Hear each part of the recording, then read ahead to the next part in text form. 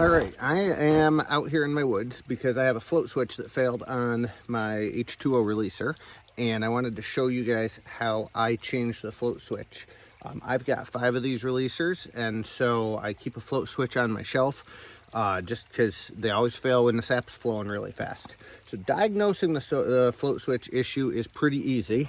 I've got my cover off here, and you can see there's going to be a little stream of sap here because I always aim that up to rinse the bottom of my cover. But you can see when I run the switch here, pump takes off and works real good. It's got a little funny noise to it, so I may work on figuring that one out. But if I reach in here and I pick up the float switch, I'm going to take my sweatshirt off so I don't get my shirt wet. If I reach in here, pick up the float switch with my hand, nothing happens. And so we know that the float switch is not telling the pump to come on. So here's how we're going to change it. First thing we're going to do is grab some wire snips, and I'm just going to cut the zip ties that are holding all this wire in a real nice and pretty decorative way inside the pump. We got to be able to get the wires out so that we can access everything. So at this point, it's probably a good idea to be careful not to cut the wire itself, but just go ahead and release those zip ties.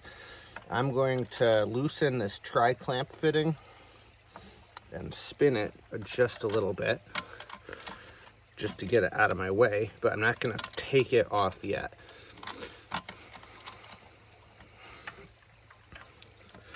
All right, it's being a little tricky to get my side cutters in the right angle. There we go, there's one. There's the second one. And I can pull this whole wad of wire up and out of the releaser body. All right, now I'm gonna go in here. Let me just move this so you can see a little better.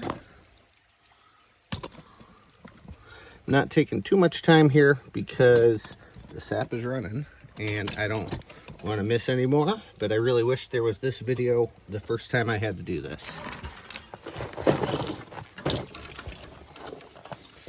All right, so now I'm going to release this tri-clamp fitting here, and the trick is not to let it drop because there's a gasket, and if you drop that gasket down inside the releaser, it's a royal pain to get it. So I'm going to release the tri-clamp fitting. You grab that gasket. I'm just going to bring it up and set it off to the side here. All right, so now my pump is free, and I can work that up out, and it's just a matter of turning it so that nothing hits on the way up out.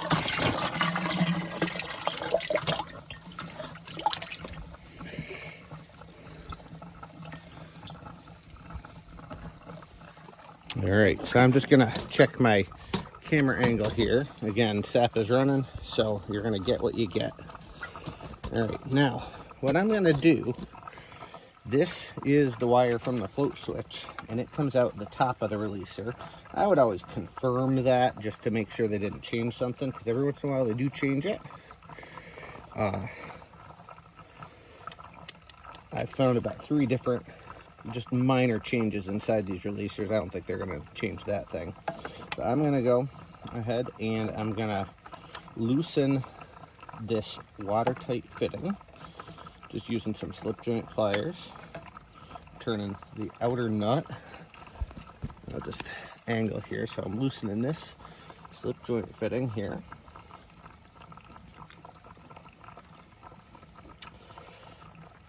All right, and then I can pull some of the cable that was on the float switch out. All right, now we're going to remove the float switch from the pump body. It's just a big hose clamp. So I'm going to grab a nut driver with a 5/16 nut driver on it.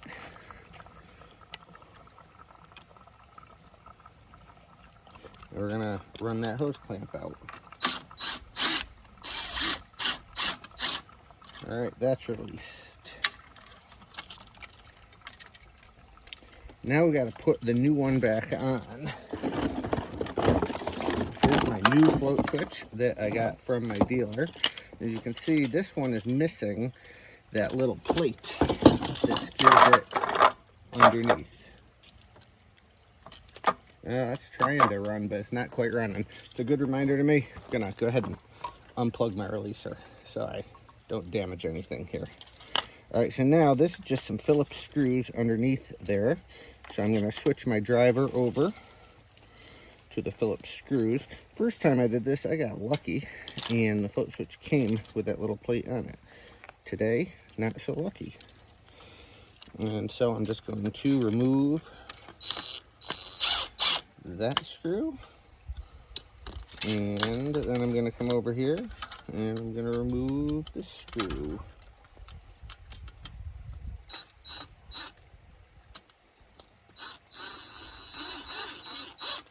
Now you're stuck right next to the releaser, so you don't want to drop these inside the releaser.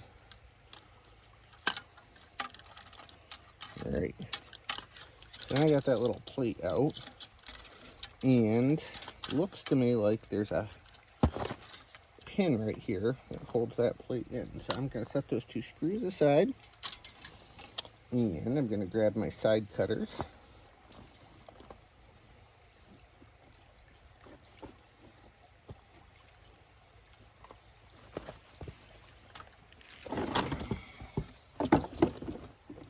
Which, frankly, I'm not sure where the side cutters went. So I'm going to just grab my wire cutters here. And I'm going to try to get that little pin out. I'm just going to tap it. And not really sure what that guy does. Maybe, oh, holds the switch in. All right, so that's out. And now my mounting bracket is free. So let's switch to the new switch. And we got to put the mounting bracket on. So same thing, we're going to just gently tap out this pin. Guess it's a good thing I didn't cut it. Looks like maybe pinch it to release it. I have the one off the other pump, or off the other switch, so it's not a disaster if something happens here, but I would like to save as many pieces as I can.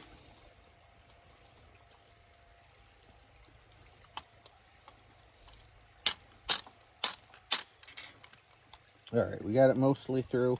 I'm just gonna grab this one and yank it out. It's just plastic, so get that out. Now we're gonna put the bracket over the switch, and I'm gonna just angle it so that it lines up with a couple of the screw holes that are on the bottom of the float switch here. So I think it's gonna wanna go just like that. And you see I've got two screw holes. So now I'm gonna get those two screws that I removed earlier. Start them by hand.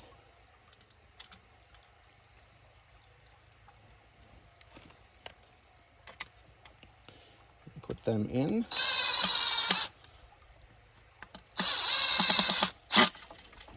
Now we're going to grab the body of the float switch here. Insert that. I'm going to grab the pin that looks the healthiest. And we're going to push that through. See what's going on here. It might be backwards. There we go.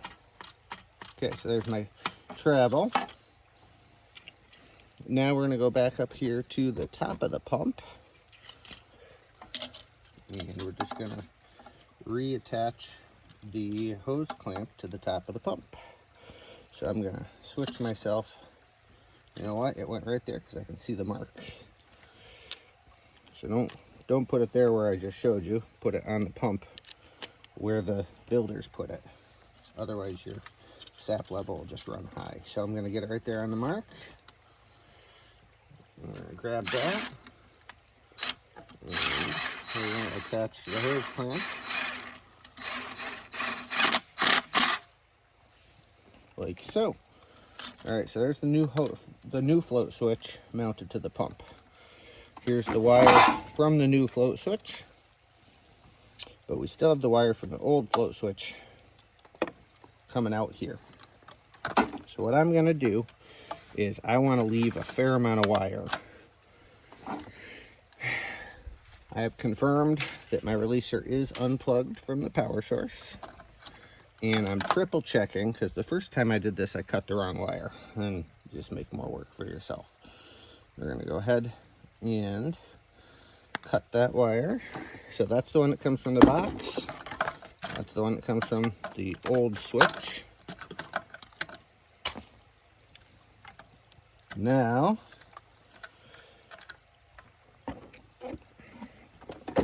here's the new wire. I am going to take the do not remove this tag off. We're going to feed this through from the inside out that liquid tight fitting. And then make sure you get your nut. Let me angle down so you can see what I'm doing here. Make sure you get your nut on the new wire so you can tighten that down once you get it through. And then you're going to have a lot of extra wire. And someday when the sap's not running, you can make it look pretty. But today, we're just going to deal with the extra wire. So I'm just going to start that. I'm not going to snug it up yet. All right, time to reassemble the pump into the housing. So, again, it's just kind of a juggling act to see which way everything fits, because the housing is kind of tight. Can you get that down in there? All right, let's angle here so you can see what I'm doing. Set the gasket on there. Do not lose the gasket into the bottom of the releaser.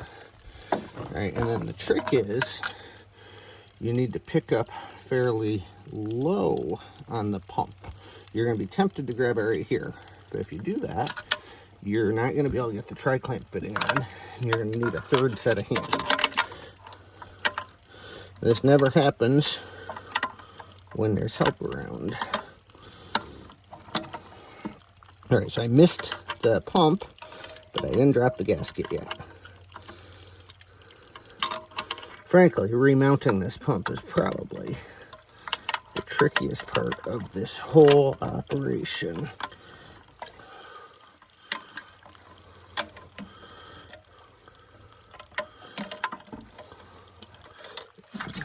It does help to have a lot of cold sap right inside the releaser, and I could open the drain valve on the bottom and let that out, except that I don't want to lose that sap. Lost enough sap already from this little adventure. So we'll get everything lined up, get your tri-clamp closed, tighten it down, and then just make sure you like where the float switch is so that it's not touching anything, because that switch is going to have to be able to move up and down. And tighten your tri-clamp down pretty good. All right. Now this is the extra wire from the pump. I'm just going to tuck it here for now. We're going to deal with it in a second. We're going to get the view back out here to the outside of the releaser. So all this float switch does is provide a, it just shorts two wires together when the releaser calls for power, or when a pump calls for power. So I'm going to strip back some of this jacket. I'm sure somewhere there's an electrician who is cursing at the computer screen, but this works. Then I'm going to strip back my conductors.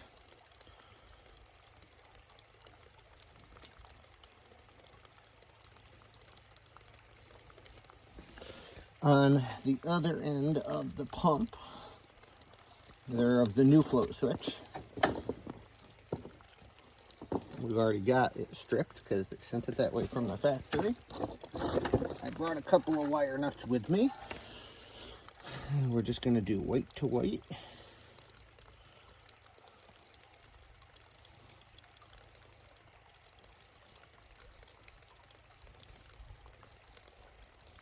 We're going to do black to black.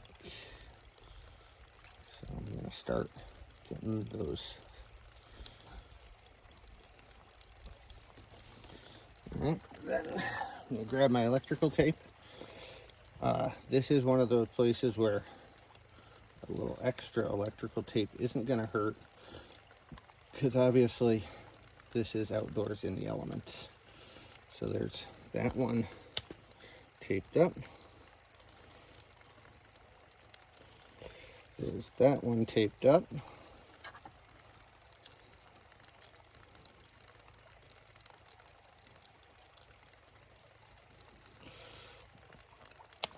All right, then I'm going to tape the two together so that if there ever is any stress on this connector, the tape is going to take it, not the electrical joint. And I'm just going to work right up, make a big ball of electrical tape here. At the end of the season, I will probably open up this electrical box and make this look a lot prettier. But for right now, this is going to work. And one of the things I'm going to do is just suspend this this connection up in the air here, because although I think that's probably watertight, I'm not sure it would survive, say, sitting in melting snow. So that's up in the air. All right, so we are in business here. When I plug this in, that float switch ought to trip the pump and tell it to start up. So we'll go ahead and plug the releaser in.